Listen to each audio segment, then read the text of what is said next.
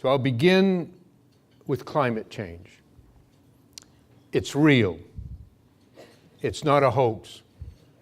The Earth is warming, in part due to human activity, an unintended consequence of centuries of industrialization. The scientific evidence is overwhelming, although there are legitimate questions that should be debated about what the appropriate response should be. But it will be a tragedy with worldwide consequences if the United States abandons its role and its responsibility as the world leader in the effort to deal with this overwhelming issue. We Americans are fortunate to be citizens of this country. Despite our many serious imperfections, this remains, for me, still the most open, the most free, the most just society.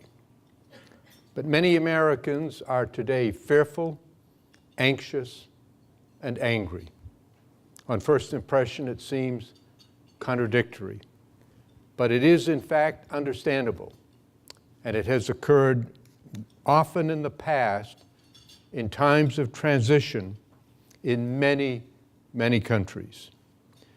The Industrial Revolution was one of the great turning points in all of human history.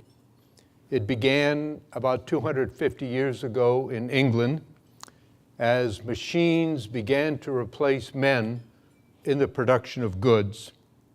The prospect of high levels of unemployment created widespread fear and anxiety.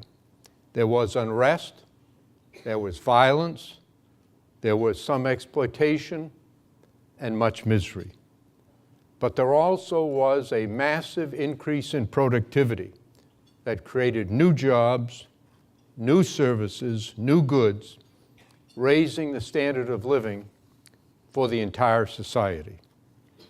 Over the following century, the principles of the Industrial Revolution spread to most of the Western world, especially to a then newly independent America, where there was freedom, innovation, where there were new people and new ideas.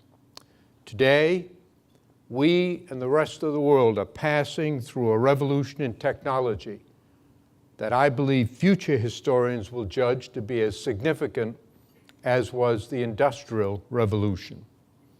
Its effects are accelerated and intensified by the dramatic growth since the Second World War of the international trade in goods and services and in the movement of people across national borders.